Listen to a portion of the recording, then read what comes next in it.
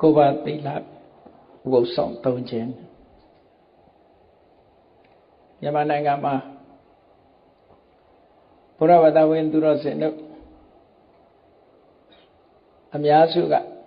7ပါးသီလစောင့်တည်ကြတယ်ဥပုသ်ဆောင်တည်ကြနောက်ပိုင်းမှာတော့7ပါးသီလနဲ့မကဘူးတခုတိုးပြီးတော့9ပါးသီလလို့ဆိုပြီးတော့ခံယူလေးရှိကြတယ်ပေါ့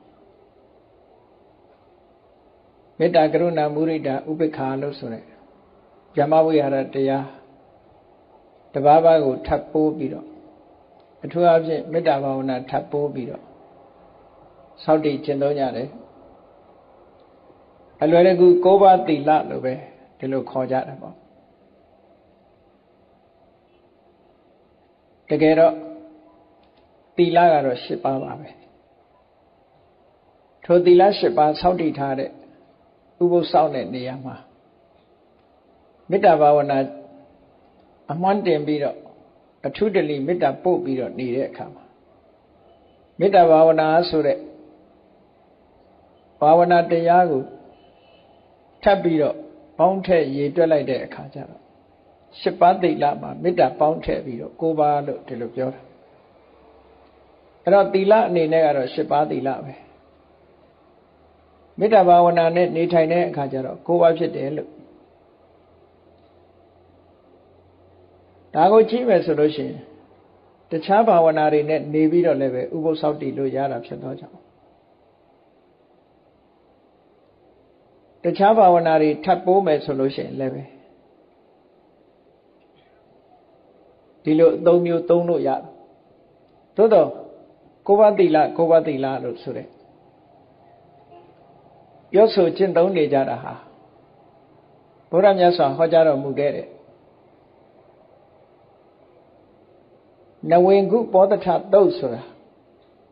ရှိတယ်အဲ့ဒီသုတ်တံကိုအခြေပြုပြီးတော့9ပါးသီလစောင့်တည်မှုဆိုတာဖြစ်ပေါ်လာတာလို့နဝေကုပောတထလို့ဆိုတာနဝေကဥပောတထ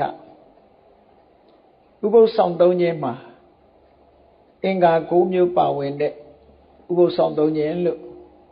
ဒီလိုအဓိပ္ပာယ်နဲ့နဝေကုပောတထနဝေကဥပောတထတမန်ရိုးရာအဖြစ်တော့အထင်ကုပောတထလို့ခေါ်တယ်အထင်ကဆိုတာအင်္ဂါ7ပါးနဲ့ပြည့်စုံသောဥပောတထဥပုသ်သီလလို့ဒီလိုဆိုတာနဝေကုပောတထကြတော့အင်္ဂါ9ပါးနဲ့ပြည့်စုံသောဥပုသ်သီလလို့အဓိပ္ပာယ်ရတယ်ပေါ့အဲ့ဒီတုတ်တံကိုအခြေပြုပြီးတော့ဒီကနေ့ခေတ်ဗုဒ္ဓဘာသာဝင်သူတော်စင်တွေ9ပါးသီလစောင့်တည်တယ်9ပါးသီလစောင့်တည်တယ်လို့အတော်အပြောများလာခဲ့ကြတာ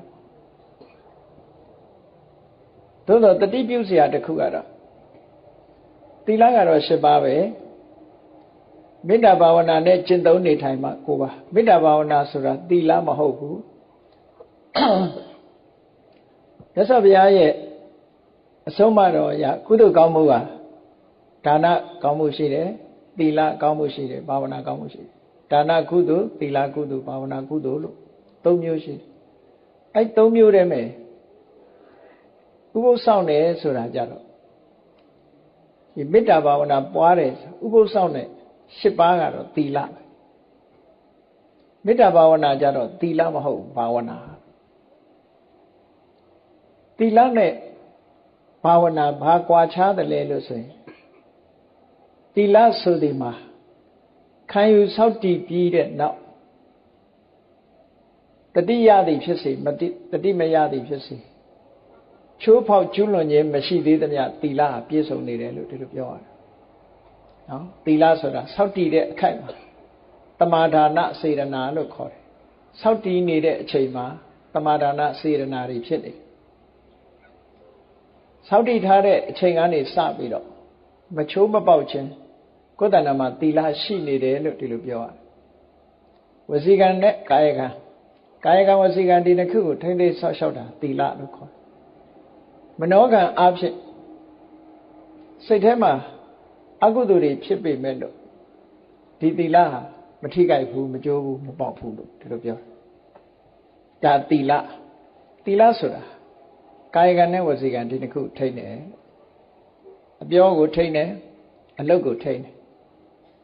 ပြောတဲ့အခါမှာကန့်တတ်ထားတဲ့စီကံရဲ့ဘောင်ကိုမလွန်မဲနဲ့ပြောတယ်ကန့်တတ်ထားတဲ့စီကံဘောင်ဆိုတာပြောပြီးဆိုရင်လိမ်မပြောရဘူးမှန်တာပဲပြောမယ်နော်ခုံးမတိုက်ရဘူးတဦးနဲ့တဦးညီညွတ်စိတ်ဆက်အောင်သာပြောရကျမ်းတမ်းစွာဆဲတိုင်းထွာခြင်းကျမ်းတမ်းတဲ့စကားမျိုးမပြောရဘူးယဉ်ကျေးသိမ်မွေ့စွာပြောရအကျိုးမဲ့တရားလက်လွတ်စကားမျိုးမပြောရဘူးအကျိုးရှိတဲ့စကားကိုပြောတယ်ဒါနှုတ်ကိုစီကံချက်ထားတာအဲ့ဒီစီကံချက်တွေမဖောက်သေးသမျှကာလပတ်လုံးနှုတ်နဲ့ပတ်သက်တဲ့ကိုချင်းသီလတွေဟာပြည့်စုံနေတယ်လို့ဒီလိုပြောတာတခါဆောက်တည်ထားပြီးမချိုးမဖောက်သေးသမျှပြည့်စုံနေတယ်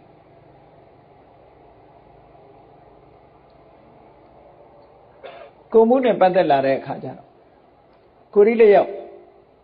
တတ္တဝါတကောင်ရဲ့အသက်ကိုတပ်ဖြတ်ကျူးလွန်မှုမပြုတ်လို့ဘူးရှောင်ကျင်တယ်တတ္တဝါအပေါ်မှာတဏှာငဲ့ညာမှုရှိတယ်လို့တပ်ဖြတ်ကျူးလွန်မှုမပြုတ်လို့သေးသမျှကာလပတ်လုံးဒီသီလပြည့်စုံတယ်အရိဏဒါနသူများပစ္စည်းကိုမခိုးမဝှက်ဘူး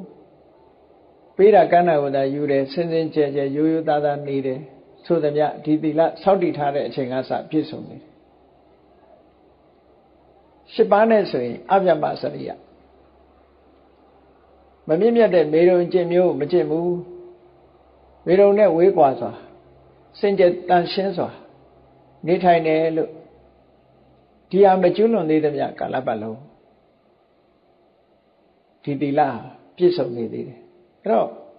ကာယကံနဲ့ဝစီကံဒီနှစ်ခုကစီကံချက်ထိမ့်သိမ့်ပြီးတော့တခါစောင့်ရှောက်ပြီးတော့မကျွလွန်သေးသမျှကာလပတ်လုံးကာယကံမြောက်ဝစီကံမြောက်မကျွလွန်သေးသမျှကာလပတ်လုံးဒီသီလတည်ရှိနေတယ်လို့ဒီလိုပြောလို့ရတယ်အေးဘာဝနာဆိုတာကြတော့စောင့်တည်ထားရုံနဲ့မရဘူးဘာဝနာဆိုတာစိတ်แท้ကိုဖြစ်အောင်လုပ်နေရဖြစ်ပြီးတော့လည်းပဲတိုးပွားလာအောင်လုပ်ရအဲ့ဒါလို့မလုပ်ဘူးစိတ်แท้ကတွေးချင်ရတွေတွေးနေမယ်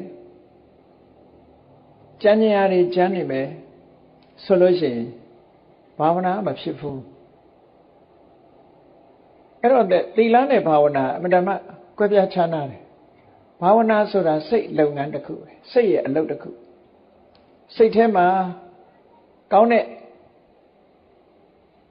သဘာဝတရားဖြစ်ပေါ်နေစေရဥပမာမေတ္တာဆိုလို့ရှိရင်တရားဝါဆိုတဲ့အာယုံပေါ်မှာမုန်းတီးခြင်းကင်းတဲ့အာဒေါသဆိုတဲ့မေတ္တာတရားတွေဟာစစ်စစ်မပြတ်ဖြစ်နေရမယ်တိုးတက်များပြားလာအောင်ကြိုးစားရမယ်အဲ့ဒီလိုဖြစ်နေတဲ့အခိုက်အမာသာနဲ့ဘာဝနာလို့ခေါ်လို့ရတယ်တခါလေးတွေမေတ္တာပို့ပြီးတော့ရထားမယ်ဆိုလို့ရှိရင်ဒီဘာဝနာဆိုတာဖြစ်နေတယ်လို့ပြောလို့မရဘူးနော်သီလဆိုတာစောင့်တည်ထားပြီးတော့မကျွလွန်သေးသမျှရှိတယ်လို့ပြောရပြီဘာဝနာကြတော့ပွားနေမှဘာဝနာဖြစ်တယ်မနောကံဖြစ်ပွားနေမှကိုယ်တဏ္ဍာမှာဒီစိတ်တွေဒလစပ်ဖြစ်နေတခြားစိတ်ဖြစ်ထားတဲ့ကြိုင်နဲ့ရက်သွားဒါကြောင့်မို့ဒီကိုယ်ပတ်သီလလို့စောင့်တည်ပြီးတော့ဘုရားဘာသာဝင်သူတော်စင်တွေဟာမေတ္တာသဟဂတေနစေတတသဗ္ဗပါဏဗုတေတုပရိတဝဝိဟရဏံသမာဓိယမိလို့သီလနဲ့လျော့အောင်ရှေးဆရာတော်တွေကစီမံထားခဲ့တဲ့စကားလုံးလေးကိုဆိုလိုက်ပြီးတော့မေတ္တာမပို့ဘဲနဲ့မေတ္တာမပွားဘဲနဲ့နေလို့ရှိရင်တော့ကိုးပါးဖြစ်ဖို့ခဲရင်လိုက်မယ်ပေါ့စောင့်တည်ထားတဲ့သီလပဲရှိတယ်ဘာဝနာမပွားဘဲနဲ့နေတဲ့အချိန်တွေများသွားလို့ရှိရင်အဲ့ဒီအချိန်တွေမှာ၈ပါးပဲဖြစ်မယ်9ပါးမဖြစ်ဘာဝနာဆိုတာစောင့်တည်ထားရုံနဲ့မရဘူးလက်တွေ့စိတ်ထဲမှာဖြစ်နေမှရတယ်လို့ဆိုတာတော့ဒါတတိချက်ဆရာကောင်းတဲ့အရာတစ်ခုပေါ့နော်ဗန္ဒတိဗန္ဒဝေရမဏိသိက္ခာပရံသမာဓိယာမိဆိုတာတခါဆိုပြီးတော့စောင့်တည်ထားလိုက်စောင့်တည်နေစဲမှာသမာဒါနစေရနာဖြစ်တယ်မကျွလွန်သေးသမျှကာလပတ်လုံးဒီသီလမပြတ်ဘူးဘာဝနာကြတော့အဲ့လိုလုပ်လို့မရဘူးတဲ့အမြဲတမ်းစိတ်ထဲမှာ ဒီဘာဝနာဒီစိတ်ဓာတ်မပြတ်ဖြစ်နေအောင်ကြိုးစားအထောက်တတိတို့တမ္ပစင်ညတို့ပညာတို့နဲ့စင်စစ်မပြတ်ဝိပဿနာတရားအထုတ်တယ်လို့သမထကျင့်စဉ်တစ်ခုကိုကျင့်တယ်လို့စိတ်ထဲမှာအာယုန်နဲ့ကပ်ပြီးတော့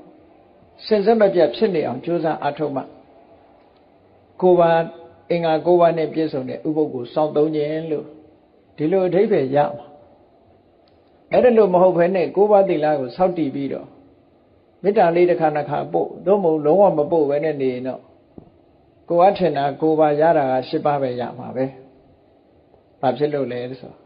ဘာဝနာကုသိုလ်ကိုရအောင်မယူနိုင်ဘူးတဲ့ဘာဝနာကုသိုလ်ဆိုတာစိတ်အလုပ်သာဖြစ်တယ်လို့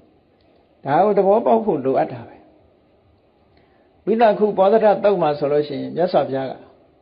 10ပါးသီလဟောပြီးတော့10ပါးသီလကိုစောင့်တည်ထားပြီးတော့ဗုဒ္ဓနုတ္တိနဲ့နေမယ်ဓမ္မနုတ္တိနဲ့နေမယ်သံဃာနုတ္တိနဲ့နေမယ်သီလနုတ္တိနဲ့နေမယ်စာဃာနုတ္တိနဲ့နေမယ်လို့ဒေဝတာနုတ္တိနဲ့နေမယ်ဆိုရင်အနုတ္တိ6မျိုးကိုယ်စိတ်လေးကိုစင်ကြယ်တန်ရှင်းအောင်နေနည်းထိုင်နည်းတွေဝိသခာကျောင်းအမကြီးကိုဟောခဲ့တဲ့ဥပုပ်သီလစောင့်တည်နည်းဆိုတာရှိတယ်ပေါ့ဘာပဲဖြစ်ဖြစ်ဘာသာရေးလုပ်ငန်းတစ်ခုဟာစနစ်တကျပြီးပြင်းပြင်းလုပ်နိုင်မှဆရာအကျိုးကိုရနိုင်တယ်အမိခံတက်တက်ဆိုရင်တော့အကျိုးဖြစ်ထွန်းလာမှာမဟုတ်ဘူးလို့မသိလို့မလုပ်ရလို့ရှိရင်လေအကျိုးကရမှာမဟုတ်ဘူးဒါကြောင့်မို့တရားချစ်ခင်သူတော်စင်ပြိဿပေါ့9ပါးသီလစောင့်တည်ကြတယ်လို့ဆိုတဲ့နေရာမှာ10ပါးသီလကိုစောင့်တည်ပြီးတော့မေတ္တာဘာဝနာပွားနေမှသာပွားနေတဲ့အချိန်မှသာ9ပါးဖြစ်တယ်ဆိုတာကိုမှတ်သားထားဖို့ပါတချို့ဘာသာရေးကိစ္စတွေမှာအမှန်မသိတဲ့အခါကျတော့စနစ်တကျမဖြစ်လာဘူးပေါ့အဲ့တော့အမှန်သိအောင်ဒီကိစ္စမှာပဲဖြစ်ဖြစ်အမှန်သိအောင်ကြိုးစားတဲ့နဲ့သိအောင်သင်ကြားလေ့လာတဲ့နဲ့ပေါ့အဲ့ဒါလို့မဟုတ်လို့ရှိရင်အစဉ်လာရလိုက်နာကျင့်သုံးကြတာမျိုးသာဖြစ်ပြီးတော့ကောင်းတဲ့အလုပ်လုပ်လို့ကောင်းတယ်လို့ဆိုပေမဲ့လို့ထိုကောင်းတဲ့အလုပ်ဟာစနစ်မကျဘူးဆိုလို့ရှိရင်တော့ပြည့်ပြည့်ဝဝကောင်းကျိုးချမ်းသာရမှာမဟုတ်ဘူးဒီပြန်မပြောနဲ့စီးပွားလှုပ်တာတောင်မှပဲစနစ်မကျရင်စနစ်တကျလှုပ်တဲ့လူလောက်ကောင်းကျိုးချမ်းသာရဖို့မရှိဘူးတဲ့ဘယ်အလုပ်ပဲဖြစ်ဖြစ်လုပ်ပြီဆိုလို့ရှိရင်စနစ်တကျလုပ်ဖို့လိုအပ်တယ်ဘာသာရေးကိစ္စမှာလည်းပဲစနစ်တကျလုပ်ဖို့ဒါနကောင်းမှုပြုတဲ့အခါမှာလည်းပဲစနစ်တကျပြုတတ်ဖို့သီလစောင့်တည်တဲ့အခါမှာလည်းပဲစနစ်တကျသီလစောင့်တည်တတ်ဖို့ဘာဝနာလုပ်ငန်းကြိုးပမ်းအထောက်တဲ့အခါမှာလည်းပဲစနစ်တကျလုပ်တတ်ဖို့လို့ဆိုတာမြတ်ဗုဒ္ဓရဲ့သွန်သင်ချက်အဆုံးအမတွေဟာအခြေခံကစပြီးတော့အားလုံးကိုသွန်သင်ဆုံးမထားတာဘုန်းကြီးတို့တွေကအခြေခံကြစနစ်တကျလိုက်နာတတ်ဖို့လိုအပ်တယ်ပေါ့ဘုရားဘာသာမှာ freedom လို့ခေါ်တယ်လွတ်လွတ်လပ်လပ်ကိုယ်သဘောနဲ့ကိုယ်လုံးလိလုံးထတွေရှိတာများတော့စီကံစနစ်ပိုင်းကြတော့စနစ်မကျပဲနဲ့ဖြစ်နေတတ်တာတွေတော်တော်များတယ်ပေါ့မိမိရဲ့သဘောဆန္ဒအရာပြုလုပ်ကြတဲ့အခါမှာဘာသာရေးကောင်းမှုတွေလုပ်ပေမဲ့လို့ဆိုပါတော့ဒါနလုပ်ပေမဲ့လို့လုပ်တဲ့ဒါနဟာစနစ်မကျသည့်အတွက်ကြောင့်အကျိုးရမှုကနှဲပါသွားသီလတော်စောင့်တည်ကြပါရဲ့စောင့်တည်ပြီးတဲ့အခါစနစ်တကျမဟုတ်သည့်အတွက်ကြောင့်အကျိုးရမှုကနှဲပါသွားတယ်ဘာဝနာလုပ်ငန်းလည်းကြိုးပမ်းအားထုတ်ကြပါရဲ့စနစ်တကျမဟုတ်ဘူးဆိုလို့ရှိရင်အကျိုးရမှုနည်းတယ်ဘယ်ကိစ္စမှာပဲဖြစ်ဖြစ်စနစ်တကျလုပ်ကင်ဆောင်ရွက်ဖို့ဆိုတာအရေးကြီးတယ်ဆိုတာအားလုံးသိတာပဲစနစ်တကျမလုပ်ဘူးမပြီးပြင်းဘူးဆိုလို့ရှိရင်အကျိုးသက်ရောက်မှုဟာလည်းပဲပြီးပြင်းမှာမဟုတ်ဘူးဒါကိုတော့သတိထားဖို့လိုအပ်တာပေါ့ဆိုပါစို့ဒါနကောင်းမှုတစ်ခုလုပ်ပြီဆိုတဲ့အခါမြတ်စွာဘုရားကဘာဟောထားဒါနကောင်းမှုဆိုတဲ့နေရာမှာကုသိုလ်ကောင်းမှုလုပ်ပြီဆိုလို့ရှိရင်တဲ့မင်းမလှူခင်ကဝမ်းသာနေရမယ်တဲ့လှူနေတဲ့အချိန်မှာလည်းဝမ်းသာနေရမယ် လှူပြီးတဲ့နောက်မှလည်းဝမ်းသာနေရဟောဒီဝမ်းသာမှု၃မျိုးကိုတညီတည်းထိန်းနိုင်မှဒီဒါနကုသိုလ်ရဲ့အကျိုးဟာပြည့်စုံတယ်လို့ဒီလိုဟောတာပုပ္ပေဝသူမနောဌာနာတဒံစိတ်တံပတာတရေဆိုတဲ့စကားပုပ္ပေဝသူမနောဌာနာပုပ္ပေဝဌာနာမလှူခင်လှူမယ်လို့စိတ်ကူးရတဲ့အချိန်ကစပြီးမလှူမီရှေ့ပိုင်းမှာလှူခြင်းနဲ့ပတ်သက်ပြီးတော့စိတ်ထဲမှာကြည်နူးနေတယ်ဝမ်းသာနေတယ်တဒံစိတ်တံပတာတွေတကယ်လက်တွေ့လှူဒန်းနေတဲ့အချိန်မှာလည်းစိတ်ကကြည်နူးနေတယ်ဓတ္တဝါအတ္တမနောလှူပြီးတဲ့နောက်မှာလည်းပြန်တတိယတိုင်းဝမ်းသာမှုကြည်နူးမှုတွေဖြစ်နေတယ်အဲ့ဒါလို့ဝမ်းသာကြည်နူးမှု၃မျိုးပြည့်စုံဖြစ်မှဒါနကောင်းမှုကအကျိုးပြည့်စုံတယ်အကယ်၍တစ်စုံတစ်ခုကြောင့်လှူပြီးတဲ့နောက်မှာဒီကောင်းမှုနဲ့ပတ်သက်ပြီးတော့စိတ်ထဲမှာအလိုမကျတာလေးဖြစ်သွားတယ်စိတ်ထဲမှာတစ်ခုခုဇနိုးစနစ်ဖြစ်သွားလို့ရှိရင်ဝမ်းမြောက်မှုမရှိဘူးဆိုလို့ရှိရင်အကျိုးပေးကြတော့ဓမ္မပွားချသွားတတ်တယ်ပေါ့ဒါကြောင့်မို့ဒါနကောင်းမှုလုပ်တဲ့အခါလဲကိုယ်စိတ်ကိုစောင့်တည်ပြီးတော့လုပ်ရနောက်တစ်ခုဒါနကောင်းမှုလုပ်ပုံလုပ်နည်းနဲ့ပတ်သက်ပြီးဝေလာမသုတ်တံမြတ်စွာဘုရားဟောထားတာတတိထားဖို့လိုအပ်တာမြတ်စွာဘုရားကအနာရမိန်တထေးကြီးကိုဟောခဲ့တယ်လှူတဲ့တန်းနဲ့ဆိုတဲ့နေရာမှာတဲ့ကိုလှူတဲ့ပစ္စည်းကနဲတာလဲအဓိကမဟုတ်ဘူးများတာလဲအဓိကမဟုတ်တချို့ကြတော့ထင်ကြတယ်လေနည်းနည်းလှူရင်ကုသိုလ်နည်းတယ်ကုသိုလ်နည်းနည်းရမယ်များများလှူမှကုသိုလ်များများရတယ်လို့ပြောလဲပြောထင်လဲထင်နေတတ်ကြတယ်မြတ်စွာဘုရားကအဲ့ဒါလို့မဟုတ်ဘူးနည်းတာများတာအဓိကမဟုတ်ဘူးတဲ့နောက်တစ်ခုကောင်းတာနဲ့ညံ့တာကိုလှူတဲ့ပစ္စည်းကညံ့တဲ့ပစ္စည်းဖြစ်ခြင်းဖြစ်မယ်ကောင်းတဲ့ပစ္စည်းဖြစ်မယ်ညံ့တာလည်းအဓိကမဟုတ်ဘူးကောင်းတာလည်းအဓိကမဟုတ်ဘူးအဲ့တော့လှူပွဲတန်းပွဲပစ္စည်းနဲ့ပတ်သက်ပြီးတော့အဓိကဆုံးဖြတ်ရမယ့်ဟာမဟုတ်ဘူးလို့ဒီလိုပြောလို့တာဒါဖြင့်ဒါနကောင်းမှုလုပ်ပြီးဆိုရင်ကိုယ်အတိုင်းတာရကိုလုပ်တာနော်ချမ်းသာတဲ့ပုဂ္ဂိုလ်ကလည်းချမ်းသာတဲ့အတိုင်းတာနဲ့လုပ်တယ်ဆင်းရဲတဲ့ပုဂ္ဂိုလ်ကလည်းဆင်းရဲတဲ့ပုဂ္ဂိုလ်သူ့အတိုင်းတာနဲ့သူလုပ်တယ်ကိုတတ်နိုင်တာယထာတတ္တိယထာဗလံလို့ဆိုတဲ့အတိုင်းကိုစွမ်းနိုင်တဲ့အနေအထားတစ်ခုကနေလုပ်တာဆိုတော့လှူเสียပစ္စည်းဥနဲ့ပတ်သက်ပြီးတော့တိုင်းတာကန့်သက်เสียမရှိဘူးတဲ့အဓိကကြတာကဘာလဲလို့ဆိုရင်ဘာလှူပြီးဆိုတဲ့အခါမှာတဲ့တက္ကိစ္ဆာဒါနံဒိဋ္ဌိစိတ်အားကုန်စိုက်ပြီးတလေးတစားလှူဖို့လိုတယ် mindfulness တက္ကိစ္ဆာတကယ်ကိုစိတ်ထဲမှာအာယုံစိုက်ပြီးလှူတာမျိုးဖြစ်ရမယ် mindfulness လုပ်ပြီးတော့လှူတာမျိုးဖြစ်ရမယ်စိတ်အားကုန်စိုက်ပြီးလှူဖို့အမှန်တမ်းအရေးကြီးတယ်တလေးတစားလောက်တာကိုပြောတာနော်ဘယ်ကိစ္စပဲဖြစ်ကြတဲ့ဆန်းမလုပ်ဘူးလှူတဲ့တန်းနဲ့ဆိုတဲ့နေရာမှာနည်းနည်းလေးလှူများများကြီးလှူဖြစ်ကြတဲ့ဆန်းမလှူတရုတ်တသေးလှူတယ်ရသော်ဘုရားကို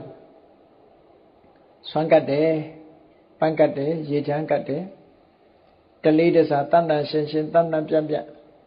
ဒီစိတ်ပါဝင်စားစွာလုပ်ပြီးတော့လှူတယ်ကတ်တယ်ဒီလိုလုပ်ဖို့ပြောတာနော်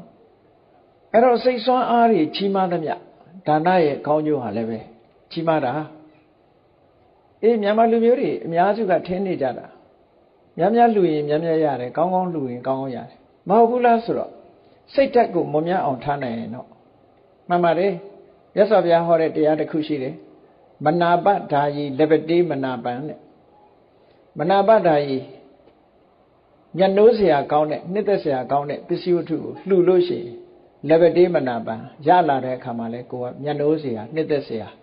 ပစ္စည်းမျိုးကိုရတတ်တယ်လို့ဒါက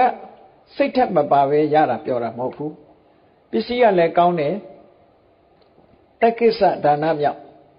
စိတ်ကလည်းအာယုံစိုက်ပြီးတော့လှူတယ်ဆိုတဲ့ပုဂ္ဂိုလ်အတွက်ပြောတာအဲ့တော့ဒီစကားကိုပြောင်းပြန်ပြန်ပြီးတော့မြတ်စွာဘုရားကမနာပတ္တာယိလက်ပတိမနာပံလို့ဒီလိုဟောတာကိုပြောင်းပြန်ပြန်ပြီးအမနာပတ္တာယိလက်ပတိအမနာပံလို့ဒီလိုဟောတာတော့မဟုတ်ဘူး နှစ်သက်เสียမကောင်းတဲ့ပစ္စည်းဝတ္ထုကိုလှူရင်နှစ်သက်เสียမကောင်းမှုဆိုတဲ့အကျိုးကိုရတယ်လို့ဒီလိုတော့ဟောတာမဟုတ်ဘူး။ဘာဖြစ်လို့ဒီလိုမဟောသလဲလို့ဆိုတော့စိတ်ဓာတ်ကိုပြောတာဒါခုနစိတ်ဓာတ်နဲ့ဆိုင်တယ်ပေါ့။ဒါကြောင့်မို့ပစ္စည်းဝတ္ထုနဲ့မဆိုင်ကြည့်လေလက်ခင်းထဲမှာအလုံးလုံးနေတဲ့ကြော်မတယောက်အစာပြေစားဖို့ဆိုပြီးတော့ဆန်းစီလေးတွေစပားစီလေးတွေကိုပေါက်ပေါက်လှော်ထားတာပေါက်ပေါက်လှော်ထားတယ်ညစ်ပေနေတဲ့သူ့ရဲ့ထမိန်စားနဲ့ထုတ်ထားတာရှင်မကတ္တဗကြီးဆွမ်းခံကြွလာတဲ့အခါကျတော့အဲ့ဒီပေါက်ပေါက်ကလေးတွေသူစားတဲ့ထက်ကရှင်မကတ္တဗကြီးကိုမျက်မျက်နှိုးနှိုးသူ့ရှိတာလေးကိုသူလှူလိုက်တာပဲအလုံးကြားဘူးနေတာလာစာတေဝီစာလာစာဆိုတာပေါက်ပေါက်ပြောလဲချုံမတယောက်ကလဲထဲမှာလှုပ်နေရတဲ့ဆင်းရဲသူမတယောက်ကသူလှော်ပြီးတော့စားတဲ့ကောင်းတဲ့အရာလည်းမဟုတ်ဘူးအပြင်းပြေအစာပြေစားတဲ့ဟာကိုရှင်မကတ္တဗကိုလှူလိုက်တဲ့အခါမှာကြည့်လေအကျိုးပေးလိုက်တာတာဝရိန္ဒနတ်ပြည်ရောက်ပြီးတော့သူ့ရဲ့ဘုံဘိမှန်ကြီးကပေါက်ပေါက်ကလေးတွေပန်းပွင့်လေးတွေအမတန်မှတန်ဖိုးရှိတဲ့စိန်ပွင့်ကလေးတွေကပေါက်ပေါက်ပန်းကလေးလိုဖြစ်ပြီးတော့အလှတစားဆင်ထားတယ်လို့ဆိုတာ။အော်ပေါက်ပေါက်လှူလို့ညံ့တော့သူရတဲ့နန်းတော်ဒီဘုံဘိမှန်ကြီးကလည်းပဲညံ့တဲ့ပေါက်ပေါက်တွေနဲ့တစားဆင်ထားတယ်လို့ဒီလိုပြောတာမဟုတ်ဘူး။စိတ်ထက်မွန်မြတ်သည့်အတွက်ကြောင့်ညံ့တာလှူလဲမွန်မြတ်သွားတတ်တာပဲ။ကိုရှိတာကိုလှူတာကိုဒါကြောင့်မို့ဒီအတွေးအခေါ်ပိုင်းဆိုင်ရာတွင်တမ်းမှအရေးကြီးတယ်ဒါနကောင်းမှုလုပ်ပြီးဆိုရင်ကိုရှိတဲ့အတိုင်းဒါကို့မှာအကောင်းရှိရတဲ့နဲ့အညံ့တော့မလှူနဲ့ပေါ့အဲ့ဒီကစိတ်တကညံ့သွားပြီလေအဲ့ဒါကြတော့ကို့ကောင်းတာရှိရတဲ့နဲ့အညံ့ကိုလှူရင်စိတ်ကညံ့နေပြီတက်ကိစ္စမဖြစ်တော့ဘူးနော်ကို့ကောင်းတာရှိရင်ကောင်းတာလှူမယ်ညံ့တာရှိရင်ညံ့တာလှူဘာပဲလှူကို့ရှိတဲ့ထဲကနဲတာများတာလည်းအဓိကမဟုတ်ဘူးတဲ့ကောင်းတာညံ့တာလည်းအဓိကမဟုတ်ဘူးတဲ့ဘာလို့อ่ะတက်ကိစ္စဒါနဒိဋ္ဌိတလေးတစားကို့မှာမွန်မွန်မြတ်မြတ်လုပ်ပြီးတော့လှူတယ်တဲ့ဒါကအရေးကြီးတာဆိုလိုတာကစိတ်ဓာတ်ကိုပြုပြင်နိုင်အောင်စိတ်ဓာတ်ကိုပြုပြင်စောင့်တည်ပြီးတော့လှူတာနောက်တစ်ခုကဘာလို့ဆိုစိတ်တည်ကတ္တဝါဒါနဒိဋ္ဌိလှူပြီးဆိုတဲ့အခါမှာအမှတ်တမဲ့မလှူနဲ့ပူဇော်လိုတဲ့စိတ်ချီးမြှောက်လိုတဲ့စိတ်စောင့်တည်ပြီးတော့မှလှူပါအလှူကံပုဂ္ဂိုလ်ကိုယ့်ရဲ့သီလသမာဓိမြင့်မြတ်တယ်ဆိုရင်ပူဇော်လိုတဲ့စိတ်နဲ့လှူတယ်ကိုယ့်ရဲ့နှိမ့်ကြတယ်ဆိုရင်ချီးမြှောက်လိုတဲ့စိတ်နဲ့လှူတယ်ဟောဒီစိတ်မျိုးလှူပါနောက်တစ်ခုကတဟထဒါနဒိဋ္ဌိဘာလို့ကိုယ်တိုင်လုပ်တယ်ကိုယ်တိုင်ပါဝင်ဆောင်ရွက်တယ်ဟောတဟထဒါနဒိဋ္ဌိအနပဝိဒ္ဒဒါနဒိဋ္ဌိစွန့်ပစ်ပစ္စည်းမျိုးလှူတာမျိုးမဟုတ်ဘူးတဲ့ကိုယ်မှာအသုံးဝင်နေတဲ့ပစ္စည်းတစ်ခုဒီလိုလှူတာအာဂမနဒိဋ္ဌိကောဒါနဒိဋ္ဌိဘာပဲလုပ်သမျှကောင်းကျိုးချမ်းသာတွေကိုယ်ဆံမှာဒီဒါနရဲ့အကျိုးတရားဟာရောက်လာမှာပဲဆိုတဲ့အမြင်ရှိဖို့လည်းလိုအပ်တယ်လို့ဒီလိုဆိုလို့တာအဲ့တော့စိတ်ဓာတ်ကပို့ပြီးတော့အရေးကြီးတယ်လှူပြီးဆိုတဲ့အချိန်မှာစနစ်တကျလှူတတ်ဖို့တချို့ကကြမ်းကြမ်းဖမ်းဖမ်းတွေးတာရှိသေးတယ်နောင်ဘဝအသားဖြူခြင်းလို့တဲ့ဖျောင်းနိုင်လှူတယ်နော်အသားဖြူခြင်းလို့ဖျောင်းနိုင်လှူတာဟောဒီလိုကြမ်းကြမ်းဖမ်းဖမ်းတွေးတဲ့လူကလည်းရှိသေးတယ်ပင်ပန်းမှာကြောက်လို့ဆိုပြီးတော့ပန်းသီးမလှူဘူးတဲ့အလောက်ကင်တွေကြံ့ကြာနေမှာဆိုလို့ဂျာပန်မလှူဘူးဆိုတာလည်းရှိသေးတယ်ဖြူဖြူဖွေးဖွေးလှလှပပဖြစ်အောင်ဆိုပြီးတော့ပန်းပွင့်လေးတွေအဖြူလေးတွေကိုလှူတယ်ဒါတွေကအဓိကမဟုတ်ပါဘူးတဲ့လူတွေရဲ့ဝါဟာရပညာမျှတာဖြစ်တယ်ပေါ့ဘာပဲဖြစ်ဖြစ်မုံမြတ်လှူသည့်အခါမှာလူတွေကထင်ကြတယ်တခါတလေကျစနေတိတတိတံပါကံဟောတဲ့လူကလည်းဟောတယ်စနေတိတတိတံပါကံတူညီတဲ့အကျိုးကိုဖြစ်စေတယ်ဆိုရင်ဒါမျိုးလှူရင်ဒါမျိုးပဲရမှာပဲလို့စိတ်ကလည်းအောင်းမိတ်နေတတ်တယ်ဒီလိုမဟုတ်ပါဘူးစိတ်ထက်မြင့်မြတ်လို့ရှိရင်ထိတဲ့တာတော်နဲ့အကျိုးတွေရတာပါ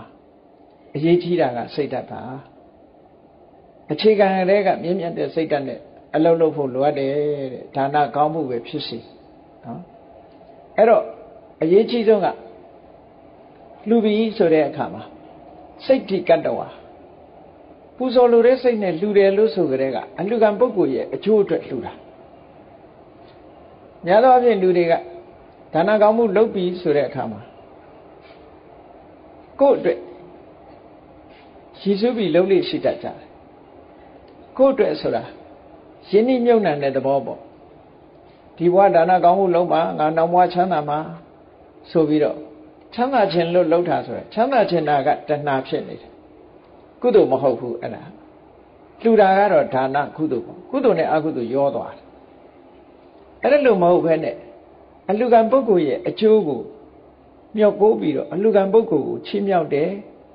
ပူဇော်တယ်ဆိုတဲ့အနေနဲ့လှူလိုက်တယ်တဲ့ဆိုတဲ့အခါကျတော့ဒါနကုသိုလ်ဟာတန်တန်ပြတ်ပြတ်အမှန်တမ်းမွန်မြတ်တဲ့ဒါနကုသိုလ်ရတော့အကျိုးပေးတဲ့အခါမှာလဲရောရောထွေးထွေးမဖြစ်တော့မွန်မြတ်တန့်စင်တဲ့အကျိုးပေးဖို့မျိုးရတယ်လို့ဒီလိုဆိုလိုတာဘုရားလောင်းတော်တွေပါရမီဒါနဖြည့်တဲ့အခါမှာပုဂ္ဂိုလ်ကိုတောင်မရွေးဘူးတမန်ပုဂ္ဂိုလ်တွေကိုတော့တခါတရံရွေးဖို့ဆိုတာတိုက်တွန်းတယ်ဘာဖြစ်လို့ရွေးဖို့တိုက်တွန်းတော့ဆိုအကျိုးကောင်းကျိုးချမ်းသာကိုပေးတဲ့အခါမှာခွာခြားတတ်လို့ရွေးခိုင်းတာနော်ပါရမီဒါနလုပ်ပြီဆိုတဲ့အခါကျတော့မရွေးတော့ဘူးဆိုတော့ဝိတ္တန္တရာမင်းကြီးက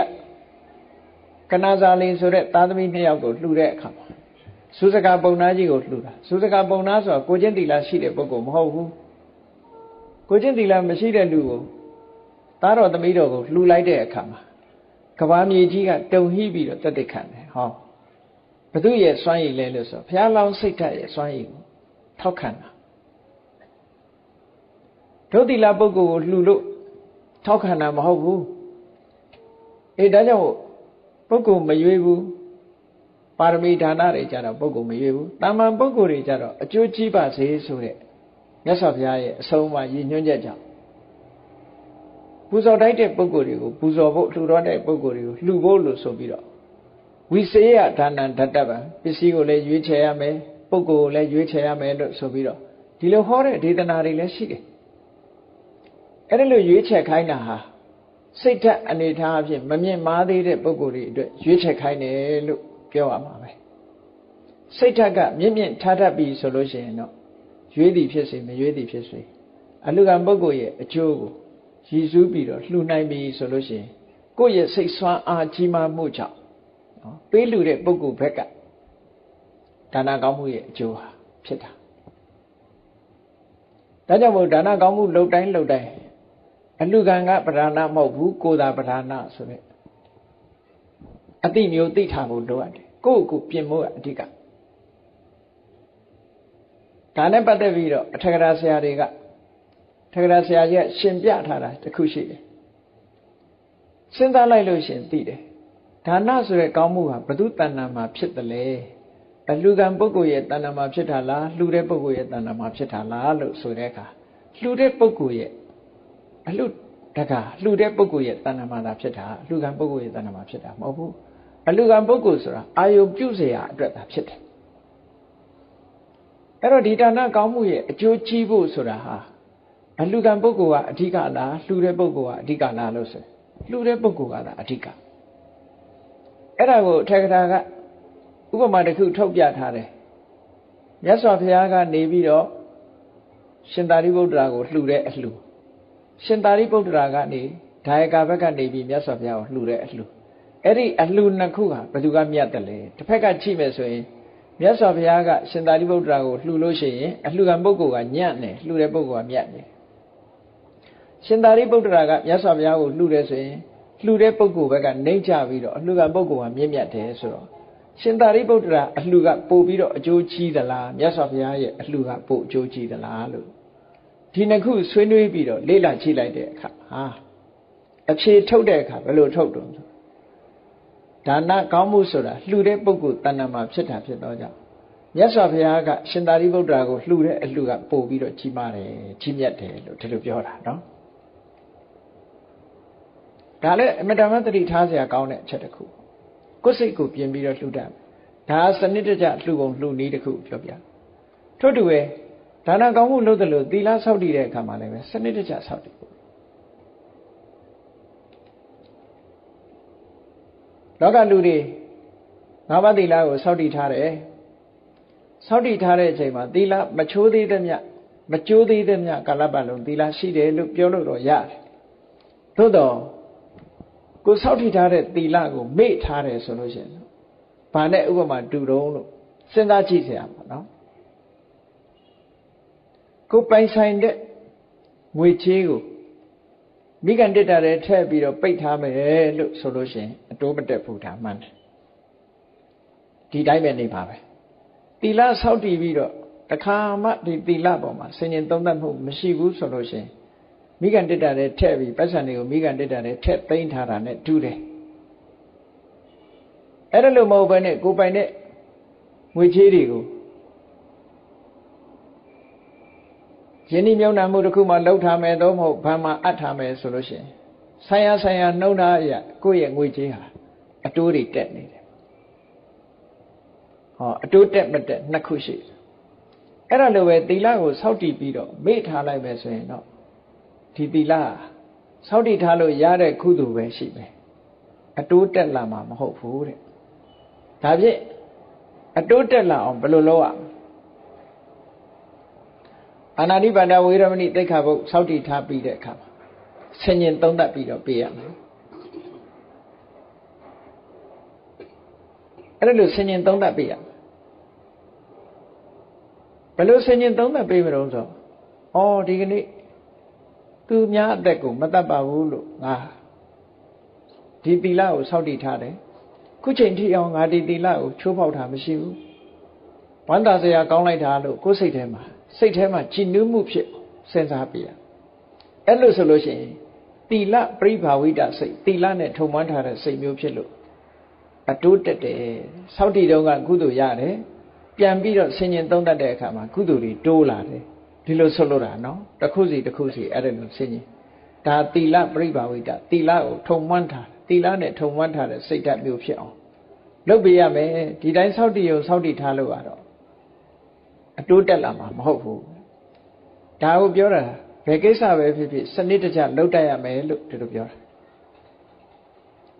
ကောင်းပြီအခု9ပါးသီလတဲ့စောင့်တည်ကြတယ်မြန်မာလူမျိုးတွေဘုရားဘာသာဝင်9ပါးသီလစောင့်တည်တာဟာစာပေကျမ်းဂန်မှာရှိသလားလို့ဆိုတဲ့အခါမှာခုနကနဝင်ကုပောတထတုတ်ဆိုတာရှိတယ်အဲ့ဒီမှာတော့မြတ်စွာဘုရားက9ပါးသီလလို့မသုံးဘူးဘယ်လိုသုံးတော့ဆိုရင်အင်္ဂါ9ပါးနဲ့ပြည့်စုံသောဥပုပ်လို့ဒီလောက်ပဲပြောတာသို့တော့အလွယ်ခေါ်လိုက်တဲ့အခါမှာ10ပါးသီလနဲ့တွဲပြီးတော့10ပါးသီလကိုရည်ညွှန်းပြီးတော့ခေါ်တာမျိုးလိုပဲ9ပါးသီလလို့အလွယ်ခေါ်လိုက်တယ်အဲ့ဒါလို့အလွယ်ခေါ်တဲ့အခါမှာနားလည်ရမှာသီလကတော့10ပါးပဲမေတ္တာဘာဝနာထပ်ပိုးထားလို့9ပါးဖြစ်တယ်လို့ဒီလိုနားလည်ရအဲ့တော့မေတ္တာဘာဝနာဟာသီလမဟုတ်ဘူးဘာဝနာဖြစ်သည့်အတွက်ကြောင့်စိတ်ထဲမှာဖြစ်နေမှကုသိုလ်ရမယ်မဖြစ်ဘူးဆိုလို့ရှိရင်စောင့်တည်ထားရုံနဲ့ကတော့ကုသိုလ်မရဘူးဒါကိုသိဖို့လိုတာပေါ့နော်စောင့်တည်ထားရုံနဲ့တော့ကုသိုလ်မရဘူးအဲ့တော့ဒီသုတ္တံမှာမြတ်စွာဘုရားကနဝင်ကုပောတထနဝင်ကဥပောတထသုတ်နဝင်ကဆိုတာအင်္ဂါ9ပါးရှိတဲ့ဥပောတထဥပုပ်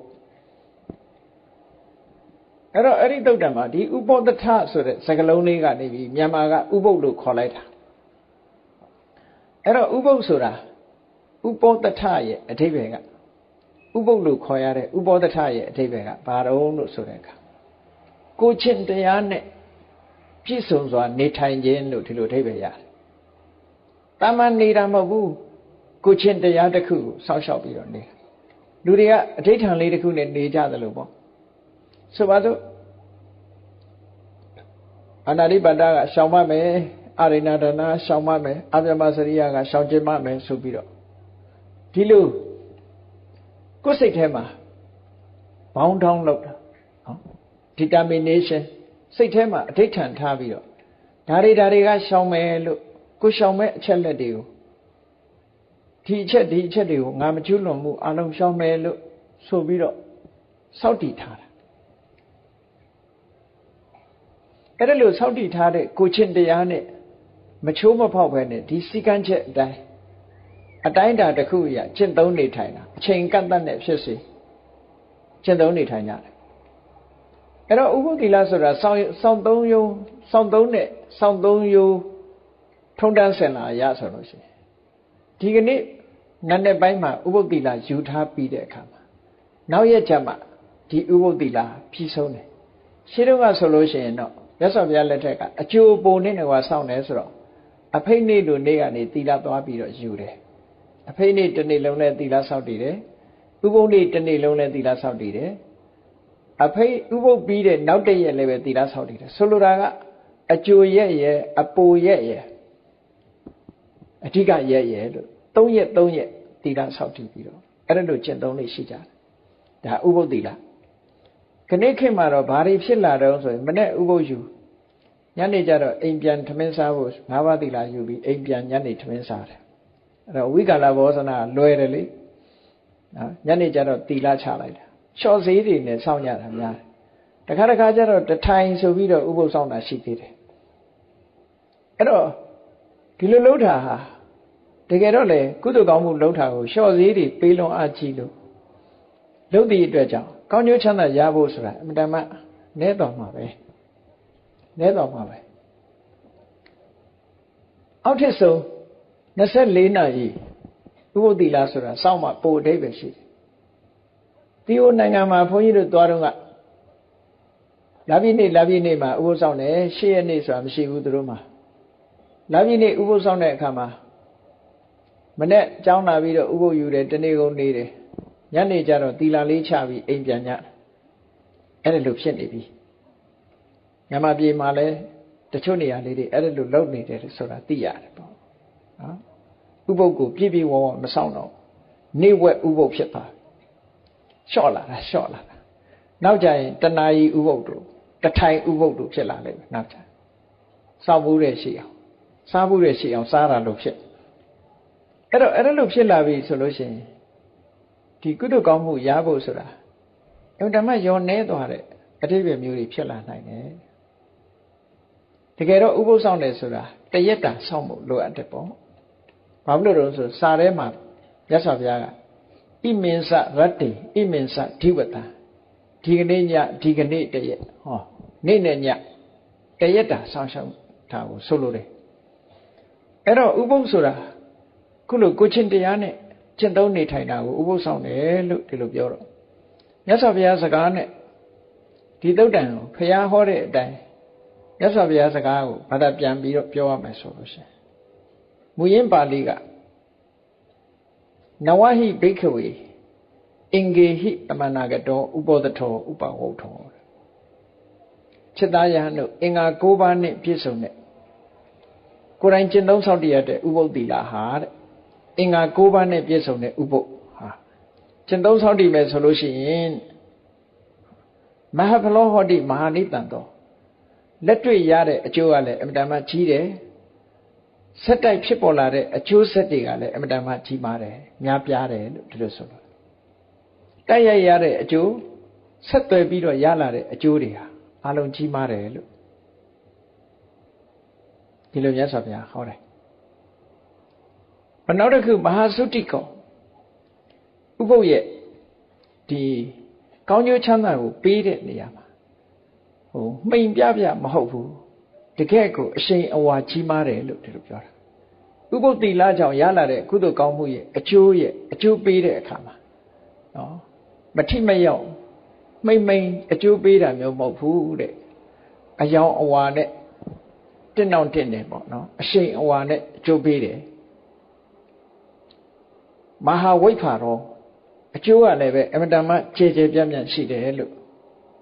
ဟောဒီအင်္ဂါ9ပါးနဲ့ပြည့်စုံတဲ့ဥပုပ်ကိုစောင့်မယ်ဆိုလို့ရှိရင်အခုလိုလက်တွေ့ရတဲ့အကျိုးဆက်သွယ်လာတဲ့အကျိုးနော်ဒီအကျိုးတွေဟာအမတန်မှကြီးမားတယ်အရှိန်ဝါတွေအမတန်မှကြီးမားတယ်သူ့ရဲ့ခြေပြန့်မှုအကျိုးသက်ရောက်မှုတွေကလည်းအလွန်ကြီးမားတယ်လို့စနစ်တကျစောင့်သုံးမယ်ဆိုလို့ရှိရင်ဒီဥပုပ်သီလရဲ့အကျိုးတွေဟာအမှန်တမ်းကြီးမားတယ်လို့မြတ်စွာဘုရားဟောတယ်ဟောပြီးတဲ့အခါမှာစနစ်တကျဘယ်လိုစောင့်ရတာမန်ကြောင်းသွားပြီးတော့ပါဏာတိပါဒဝေရမဏိတိခါပရံတမာရိယာမိလို့ဒီလိုလေးတွေစောင့်တည်ပြီးတော့တနေ့ကုန်ပြောခြင်းဟာတွေပြောနော်ဥပုပ်တဲ့စားစရာစားကောင်းတောက်ဖွယ်တွေစားလို့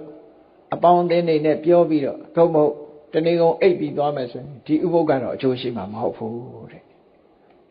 ဘာလို့လဲဆိုအိတ်နေတဲ့ဥပုပ်ကနိုးထနေတဲ့ဥပုပ်မှမဟုတ်တာအိတ်နေရင်ဘာမှတော့ရမှာမဟုတ်ဘူးကောင်းပြီမဟဖလ ကြီးမားတဲ့အကျိုးဖြစ်ဖို့ရအတွက်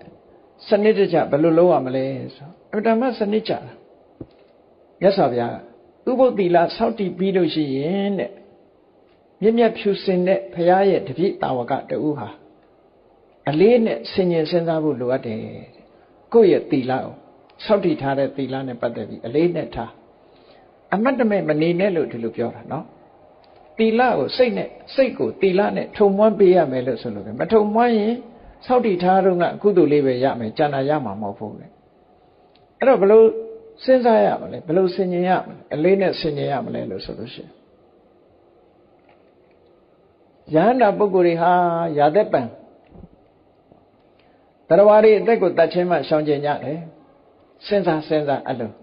ယန္တာပုဂ္ဂိုလ်တွေဟာပါဏာတိပါဒသူများအသက်တပ်ဖြတ်ကျူးလွန်ခြင်းမှယာသက်ပံရှောင်ကျင်တော်မူကြတယ်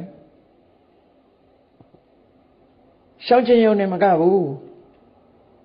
တရားဝါတွေကိုတပ်ဖြတ်ဖို့ဆိုတဲ့ထုတ်ထားလက်နဲ့ဘယ်တော့မှမထားဘူးနိဟိတဒန္တောနိဟိတတတ်ထောတဲ့သူများကိုညှင်းဆဲတပ်ဖြတ်ဖို့ဆိုတဲ့လက်နဲ့သူတို့စီမှာဘယ်တော့မှမရှိဘူးမရှိုံနဲ့မကဘူးလစ်စီဒီလိုသူများအသက်တပ်ဖြတ်ကျူးလွန်ခြင်းလို့ဆိုတဲ့ပါဏာတိပါဒအလုတ်ရှက်တယ်တဲ့ဘယ်တော့မှမလုပ်ဘူးအမြဲတမ်းရှက်တယ်တရားပဏ္ဏတတ္တဝါတွေတတ်ဖို့နေတာတတ္တဝါတွေပေါ်မှာအမြဲတမ်းတနာကျင်နာမှုတွေနဲ့ပြည့်ပြည့်ဝရှိတပ္ပပါဏဘုဒ္ဓဟိတနုကံပြီတတ္တဝါတွေရဲ့အားလုံးအကျိုးစီးပွားကိုလိုလားတဲ့စိတ်နဲ့အမြဲတမ်းနေထိုင်နေတယ်ငါလည်းပဲဒီကနေ့ယဟန္တာပုဂ္ဂိုလ်တွေကိုအတုယူပြီးတော့လိုက်နာကျင့်သုံးရပါပြီဒီကနေ့ဥပုသ်ဆောင်သုံးခြင်းကိစ္စဟာလဲအောင်မြင်ဖြစ်ပြီလို့စိတ်ထဲမှာတွေးပြီးတော့ဝမ်းသာအောင်မပြတ်ဆင်ញင်ပေးဖို့လိုအပ်တယ်ကဲဥပုသ်ဆောင်ပြီးတော့ဒါတွေမတွေးဘဲနဲ့နေလို့ရှိရင်ဒီကုသိုလ်ဟာဘယ်လိုဖြစ်မလဲစဉ်းစားကြည့်ပေါ့နော်စနစ်ကမြတ်စွာဘုရားကဥပုသ်ဆောင်ပြီးရင်ဒါကိုဆင်ញင်ရမယ်လို့ပြောထားတာကြည့်ဥပုသ်ဆောင်ပြီးတော့အာနာပါနလုပ်နေတာလည်းမရှိဘူးလားဆိုရှိကောင်းရှိနိုင်တာပေါ့သို့တော့ဥပုသ်ဆောင်ပြီးရင်ဥပုသ်ကိုခုလိုဆင်ញင်တာဟာပို့ပြီးတော့တဘာဝကြတယ်ကိုလှုပ်တဲ့အလုပ်တစ်ခုပေါ်မှာအလေးနဲ့ထားပြီးတော့ဆင်ញင်စဉ်းစားတဲ့သဘောဒီလိုဆင်ញင်ပေးရမယ်ဒီအချက်မှာစဉ်းစားကြည့်ပါဏာတိပါဒကရှောင်တယ်ဆိုတဲ့နေရာမှာရှောင်ယုံနဲ့ပြီးသလားလို့ဆိုရှောင်ယုံနဲ့မပြီးဘူးတာမန်ရှောင်တယ်ဆိုတဲ့ကိစ္စအပြင်ဘာလိုအပ်တုံလို့ဆိုတော့လစ်စီဒီအလုပ်ကိုဘယ်တော့မှမလုပ်ဘူးရှက်တယ်ပါဏာတိပါဒနဲ့လွယ်လွယ်မလုပ်ဖြစ်အောင်ဘာလို့မေတ္တာပွားနေတယ်မေတ္တာထားနေတယ်ဆိုရင်အကျဉ်းတရားတွေထားတယ်မေတ္တာထားတယ်ဆိုလို့ရှိရင်ဘယ်တတ္တဝါကိုမှတတ်ဖြစ်မှာမဟုတ်တော့ဒါကြောင့်မို့ဘယ်ကိစ္စမှာပဲဖြစ်ဖြစ်ရှောင်ရံနဲ့ဆောင်ရံဆိုတာနှစ်ခုရှိတယ်တတ်ဖြတ်ခြင်းကရှောင်ဆောင်ရမှာကမေတ္တာပွားပါဏာတိပါဒမလုပ်ရမှာနဲ့လုပ်ရမှာမလုပ်ရမှာကတတ်ဖြတ်ခြင်းကိုမလုပ်ရဘူးလုပ်ရမှာကတနာခြင်းတို့မေတ္တာထားခြင်းတို့လုပ်ရမယ်ဒီလိုဆိုလို့တာနော်အဲ့တော့တာမန်လေးမအောင်မိတ်လေနဲ့ငါးပါးသီလစောင့်တည်တဲ့အခါမှာလည်းတာမန်လေးမအောင်မိတ်နဲ့ပါဏာတိပါဒကရှောင်တယ်ဆိုတာစောင့်တည်ပြီရှောင်ရုံနဲ့မဟုတ်ဘူးဒီအလုပ်ပေါ်မှာရှက်တယ်ဘယ်တော့မှမကျူးလွန်ဘူးဒီလိုသွားရမယ်အဲ့ဒီတိုင်းပဲဆင်ញင်စဉ်းစားပါတဲ့ဆင်ញင်စဉ်းစားလိုက်လို့စိတ်ထဲမှာကျေနပ်တဲ့စရာဝမ်းသာစရာပီတိတွေဖြစ်လာပြီဆိုရင်အဲ့ဒီလိုတွေးတောဆင်ញင်သုံးသပ်ပြီးစောင့်ထိန်တဲ့ဥပုသ်သီလကမှအခုပြောတဲ့ကြီးမားတဲ့လက်တွေ့အကျိုးတရားတွေရရှိလာတဲ့အကျိုးဆက်တွေအရှိန်အဝါကြီးကျယ်မှုတွေအရှိန်အဝါကျယ်ပြန့်မှုတွေဆိုတာရမှာတဲ့တာမန်နဲ့တော့မရဘူးတဲ့ကဲဘုန်းကြီးတို့တွေဘုရားဘာသာဝင်သူတော်စင်တွေကျောင်းသွားပြီးဥပုသ်နေ့တော့ဥပုသ်ဆောင်ပါရဲ့အခုလိုတခါမှလည်းမတွေးဘူးဥပုသ်လေးစောင့်တည်ပြီးတော့ထွေရလေးပါးစကားတွေပြောအချိန်ကုန်နောက်တရက်ကြတော့ဥပုသ်တွေချပြန်လာတယ်ဆိုလို့ရှိရင်ဘာမှသိရလာမှာမဟုတ်ဘူးပေါ့စောင့်တည်တဲ့အချိန်ကရတဲ့ကုသိုလ်လေးလောက်ပဲဒီလိုပဲနေရမှာအဲ့တော့ဘာပြောတော့ဆိုဒါမလုတ်တတ်လို့မရတာလို့ပြောအောင်ပါပဲနော်စနစ်ကျဖို့လိုအပ်တယ်သီလစောင့်တည်တယ်ဆိုတာလေစနစ်တကျစောင့်တည်ဖို့လို့ဒါအခြေခံကစပြီးတော့ ဘယ်လှုပ်စနစ်တကျလှုပ်တတ်နောက်ဆုံးမှအယောင်းဝယ်လှုပ်တာတောင်စနစ်တကျကော်ဖီဖြော်တာနော်လက်ဖက်ရည်ဖြော်တာအစစနစ်တကျကြော်တာလှော်တာအစစနစ်တကျဆိုတာသူ့ဟာသူရှိတယ်လေဘယ်ဟာဖြစ်ဖြစ်စနစ်မကျဘူးဆိုရင်ဖြစ်ပေါ်လာတဲ့ရစအကောင်းပဲရမလဲထို့တူပဲဆင်ញင်စဉ်းစားပါအဒိဏဒါနဆင်ញင်စဉ်းစားဒီကနေ့ယဟန္တာပုဂ္ဂိုလ်တွေဟာသူများပစ္စည်းဘယ်တော့မှမယူဘူးအမတန်တင်းရှင်းစင်ကြယ်တန်ရှင်းကြတယ်ငါလည်းဒီကနေ့ညယဟန္တာပုဂ္ဂိုလ်တွေကိုအတူယူပြီးတော့အဒိဏဒါနကရှောင်ကျင်ရတယ်ယဟန္တာတွေကိုအတူယူပြီးတော့လိုက်နာကျင့်သုံးရတယ်ဥပုသ်ဆောင်ခြင်းကိစ္စလည်းပဲငါမှပြီးသွားတယ်ဝမ်းသာစရာကောင်းလိုက်တာလို့စိတ်ထဲမှာဆင်ញင်တခါပြီးတခါထပ်ဆင်ញင်နော်သီလတွေပါဏာတိပါဒဆင်ញင်လိုက်အဒိဏဒါနဆင်ញင်လိုက်ပြီးတော့အပြမစရိယဆင်ញင်လိုက်မုဒ္ဒဝါဒဆင်ញင်လိုက်မုဒ္ဒဝါဒဆိုတာလိမ်မပြောနဲ့ဆိုမပြောပဲပါဇက်ကြီးပိတ်နေရမှာမဟုတ်ဘူးလိမ်မပြောနဲ့မှန်တာပြောမလုပ်ရမှနဲ့လုပ်ရမှာတွေ့ထားတာနော်လိမ်မပြောနဲ့မှန်တာကိုပြောရမယ်မှန်တာပြောမှကောင်းတဲ့တမ္မာဝါစာဖြစ်မှာပေါ့နောက်တစ်ခါသူရမေရိယယန္တာပုဂ္ဂိုလ်တွေကသူရမေရိယရှောင်ကျင်တယ်ငါလည်းရှောင်ကျင်ရပြီလို့စိတ်ထဲမှာဒီလိုဝန္တာကြည်နူးမှုဖြစ်အောင်တွေးဝိကာလဘောဇနာယန္တာရှင်မြတ်တွေကဘယ်တော့မှနေလွဲညစာမစားဘူးဒီကနေ့ငါလည်းပဲနေလွဲညစာစားခြင်းမှရှောင်ကျင်ရတယ်ယန္တာတွေကျင့်တဲ့အကျင့်ကိုငါလိုက်ပြီးတော့ကျင့်ရပဲဥပုပ်လည်းပဲငါမှစောင့်ပြီးသားဖြစ်တယ်လို့ဒီလိုကြည်နူးဝမ်းသာတဲ့စိတ်ဆင်ញင်သုံးသပ်ပြီးတော့ကိုယ့်ဘာကိုအကျိုးတရားကိုဆင်ញင်သုံးသပ်ယန္တာတွေနဲ့နှိုင်းယှဉ်ပြီးတော့ကိုယ်စိတ်အားတွေကိုတိုးမြင့်ပေးပြီးတော့စောင့်ရမယ်တဲ့ဓမ္မဥပုသ်ဆောင်တဲ့အကျိုးဟာရမှာနော်တမန်လေးစောင့်လို့ကတော့ဒီလိုရမှာမဟုတ်ဘာဖြစ်လို့မလုတ်တတ်တဲ့လူအလုတ်လုတ်တယ်လို့ပဲစဘာမဆိုင်တတ်တဲ့လူစိုက်ရင်ရမှာမဟုတ်ဘူးစိုက်တတ်ပြိုတတ်ကျွမ်းကျင်တဲ့ပုဂ္ဂိုလ်လုပ်ရင်ပိုးရမှာပဲအဲ့တော့ဘယ်လုတ်ဖို့ကိုကျွမ်းကျင်မှုလိုအပ်တယ်နိစ္စဂိတဝါရိတမာလာကဏဒါတွေလည်းဒီတိုင်းပဲဥစ္စာတေနမဟာတေနယဟန္တာတွေကိုဆင်ញင်သုံးသပ်ပြီးတော့ကိုလည်းဒီကနေ့ယဟန္တာတွေကျင့်တဲ့အကျင့်ရတယ်လို့စိတ်ထဲမှာဝမ်းမြောက်ဝမ်းသာဖြစ်ရအဲ့ဒါလို့ကိုချင်းသီလတွေကိုတစ်ခုစီဆင်ញင်သုံးသပ်ပြီးတော့စောင့်ရမယ်လို့ပြီးတဲ့အခါကျတော့အင်္ဂါ၉ပါးပြည့်ဖို့ရအတွက်မလုပ်ရတော့မေတ္တာသဟဂတိနာစိတ်မေတ္တာပွားပြီးတော့နေရအဲ့တော့မေတ္တာပွားတယ်လို့ဆိုတာဘာဝနာလုပ်ငန်းသူကမေတ္တာပွားတယ်ဆိုတော့မေတ္တာရဲ့အာယုံကဘာတူလဲဆိုရင်တတ္တဝါပဲတတ္တဝါဆိုတာအကန့်အသတ်ရှိသလားလို့ဆိုတော့မေတ္တာမှာအကန့်အသတ်မရှိဘူးဒါကြောင့်မို့အပ္ပမညာလို့ခေါ်တယ်ဘယ်တတ္တဝါပဲဖြစ်ဖြစ်ကိုယ်နဲ့တဲ့တဲ့လူဖြစ်ဖြစ်မတဲ့တဲ့လူချစ်တဲ့လူဖြစ်ဖြစ်မုန်းတဲ့လူပဲဖြစ်ဖြစ်မချစ်မမုန်းတဲ့ပုဂ္ဂိုလ်ပဲဖြစ်ဖြစ်ဘယ်သူကိုမှအကန့်အသတ်မထားပဲနဲ့တတ္တဝါအားလုံးချမ်းသာချမ်းသာကြစေပါစေဆိုတဲ့စိတ်ဓာတ်အားလုံးအပေါ်မှာကောင်းကျိုးချမ်းသာလိုလားတဲ့စိတ်ဓာတ်မျိုးဖြစ်နေအောင်လုပ်ပေးရမယ်လို့ဒီလိုပြောတာနော်အဲ့ဒါလို့မေတ္တာဘာဝနာပွားတဲ့အခါမှာတမန်ပွားပုံပွားနည်းကတစ်မျိုးတမထကျင့်စဉ်တစ်ခုကိုကျင့်ပြီးတော့ဇာရအောင်ပွားတာမျိုးကြတော့ပုဂ္ဂိုလ်တဦးတယောက်ကိုအာယုံစိုက်ပြီးတော့အခါမှာထိုပုဂ္ဂိုလ်ရဲ့အပေါ်မှာနော်မေတ္တာစိတ်တွေမပြတ်ဖြစ်အောင်ကြိုးစားရမယ်အဲ့ဒါလို့လုပ်ပြီးဆိုတဲ့အခါမှာဒါဩဒိတမေတ္တာလို့ခေါ်တယ်ရည်ညွှန်းပြီးတော့ပွားတယ်ဆိုတဲ့အခါမှာတတိထားเสียအချက်ကဘာလို့ဆိုရင်အမျိုးသားဆိုရင်အမျိုးသားချင်းမိတ်ဆွေတန်ငယ်ချင်းကိုပွားအမျိုးသမီးဆိုရင်အမျိုးသမီးချင်းမိတ်ဆွေတန်ငယ်ချင်းကိုပွားအမျိုးသားနဲ့အမျိုးသမီးလိမ့်မတူတာကိုသွားပွားလို့ရှိရင်မေတ္တာနဲ့ကပ်နေတဲ့တရားကဘာလို့ဆိုတဏှာရာဂမေတ္တာဆိုတာလဲအကျိုးစီးပွားကိုလိုလားတဲ့ချစ်ခင်တယ်တဏှာကလည်းချစ်ခင်တယ်တွေ့တာတယ်ဆိုတော့မေတ္တာမဖြစ်ဘဲနဲ့တဏှာဖြစ်သွားတတ်တယ်တဲ့ဒါကြောင့်မို့လို့တဦးတယောက်ကိုမေတ္တာအာယုံစိုက်ပြီးတော့ပွားတော့မယ်ဆိုလို့ရှိရင်အဲ့ဒီမေတ္တာဘာဝနာပွားတဲ့အခါမှာမိမိနဲ့လိမ်တူတဲ့ပုဂ္ဂိုလ်ချစ်ခင်တဲ့ပုဂ္ဂိုလ်ပွားရမယ်အဲ့ဒီပုံမှာအခြေစိုက်ပြီးပြီဆိုတော့မှကိုယ့်ရဲ့မေတ္တာအခြေခိုင်းလာပြီဆိုတဲ့အခါတတ္တဝါအလုံးပေါ်မှာဖြန့်ကျက်ပြီးတော့ပွားနိုင်အောင်ကြိုးစားရမယ်ပွားတဲ့အခါမှာအယမျက်နာတွေနဲ့ပွားလို့ရတယ်ငါရဲ့အရှိမျက်နာမှာရှိတဲ့တတ္တဝါတွေအလုံးချမ်းသာကြပါစေ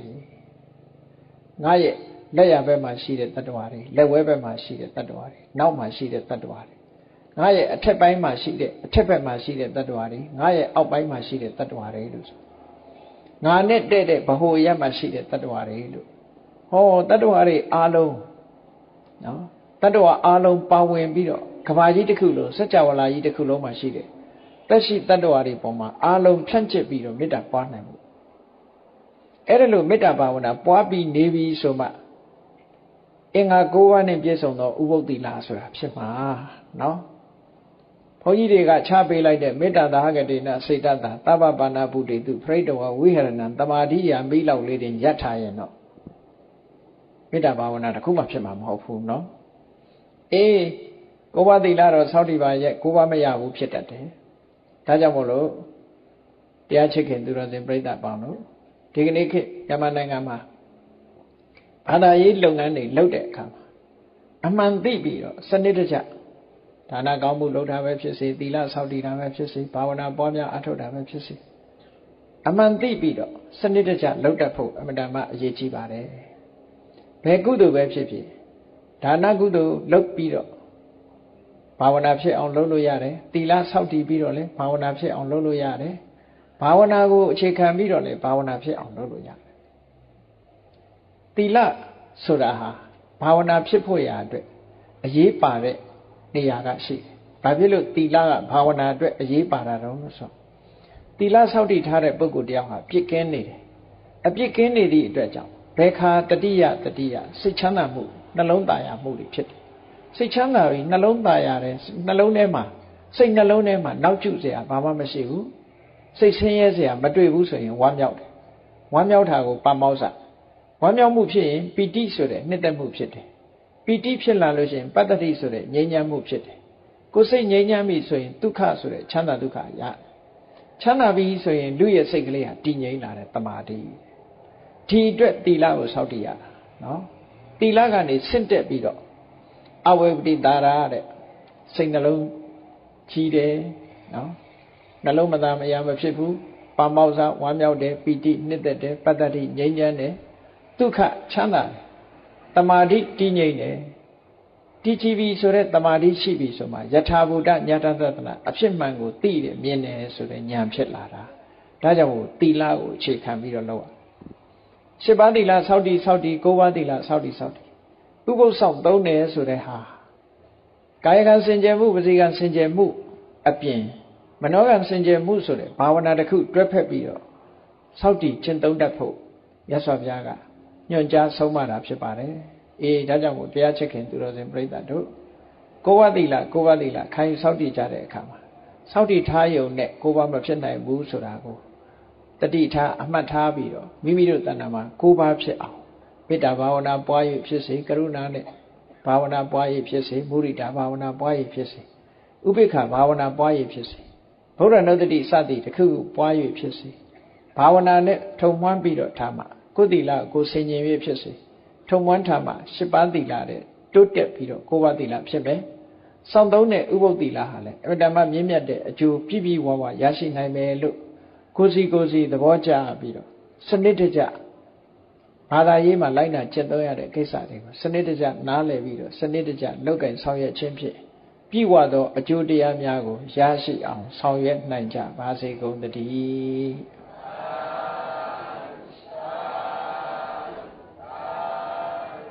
မေတ္တာဘာဝနာပွားရအောင်တတ္တဝါများစွာဘေးရန်ကွာချမ်းသာကြပါစေတတ္တဝါများစွာဘေးရန်ကွာချမ်းသာကြပါစေမေတ္တာရေချမ်းသုံးငါဖြံငြိမ်းချမ်းကြပါစေမေတ္တာရေချမ်းသုံးငါဖြံငြိမ်းချမ်းကြပါစေသက်ရှိချမ်းသာစိတ်ချမ်းသာလိုရာဆန္ဒပြည့်ပါစေသက်ရှိချမ်းသာစိတ်ချမ်းသာလိုရာဆန္ဒပြည့်ပါစေ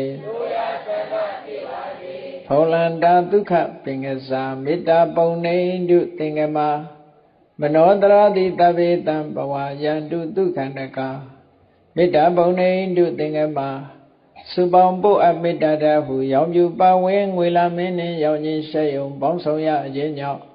တဗေတံကျွမ်းမဲ့ဥဒ္ဒုံလုံးစုံများစွာတတ္တဝါတို့၏မနောတရာတိမြင်မြတ်ဖြူစင်အေးကြည်လင်းသည့်ရေစင်ပြည့်တင်းစိတ်နှလုံးတည်ဟုသောရေအိုင်ကြီးအတွင်၌ဒုက္ခပင်ကသာစင်ထာဝရအေမြကြည်သာတာယာပွင့်လန်းချမ်းသာဒုက္ခအဒီဟုသောကုမုဒ္ဒရာကြာပန်တို့သည်ဖုံးလန်းတဝန္တာရှင်မျိုးမုံလူလျက်ကြည်နူးွယ်ကြုံဖူးပွင့်ကြကုန်သည်ဖြစ်ပေဒုက္ခနကလေအောင်လေတဲ့ရောရှက်ပင်ပြပိတိတိဟုသောယနံတို့သည်ဘဝယန္တုကောင်းစွာမဲ့သွေးကြိုင်လံ၍နေကြပါစေကုန်သတည်း